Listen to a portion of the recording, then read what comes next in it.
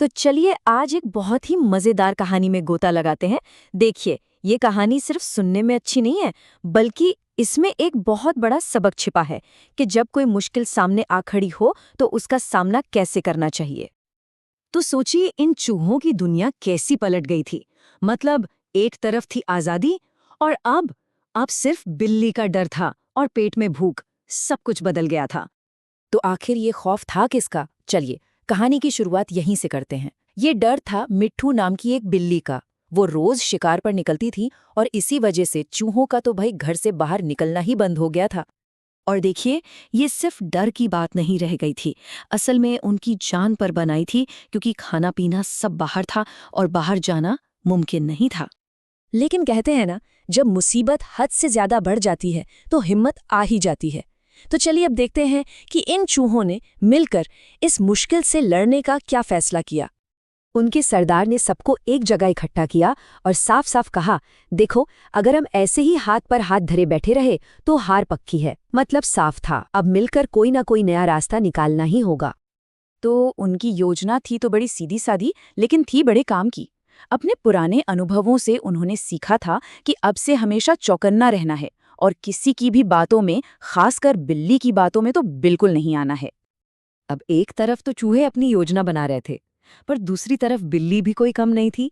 उसे भी अंदाजा हो गया था कि उसकी पुरानी तरकीबें अब फेल हो चुकी हैं। तो बस उसने एक नई और पहले से भी ज्यादा खतरनाक चाल चली। तो उसकी इस नई चाल का पहला कदम क्या था? एकदम शांत, बिल्कुल चुपचाप लेट जाना। ये उसके रोज के शिकारी अंदाज से एकदम उल्टा था। और सिर्फ यही नहीं, उसने अपनी आंखें भी बंद कर लीं, पूरा नाटक, ताकि सबको लगे कि अब इससे कोई खतरा नहीं है। और यहाँ कहानी में एक मजेदार मोड़ आता है।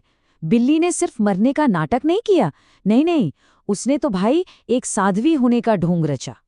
और फिर उसने अपनी मीठी आवाज में ये जाल फेंका।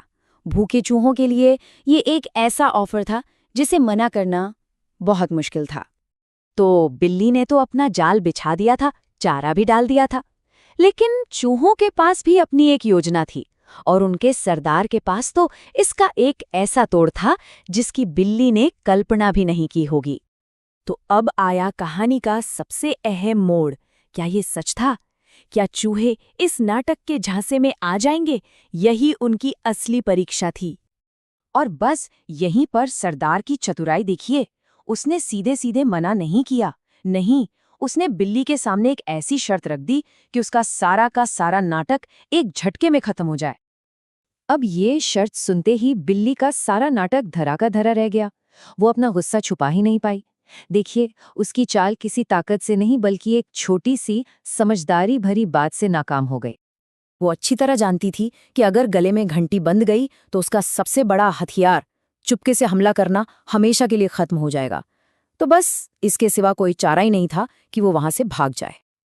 तो ये तो थी कहानी, पर सवाल ये है कि इस पूरी कहानी से हमें अपनी जिंदगी की मुश्किलों से लड़ने के लिए क्या सीख मिलती है। देखिए, ये कहानी हमें दो बहुत जरूरी बातें सिखाती है। पहली, कि दुश्मन पर कभी भी आंखें बंद करके भरोसा नहीं करना चाहिए, और दूसरी, कि अगर समझदारी और एकता साथ हो तो बड़ी से बड़ी मुसीबत को भी हराया जा सकता है। और आखिर में ये कहानी हमें यही सिखाती है, डर हमें कमजोर बना सकता है, हमें कैद कर सकता है, लेकिन अगर दिमाग साफ हो और रणनीति सही हो तो यही समझदारी हमें हर डर से आज़ादी दिला सकती है।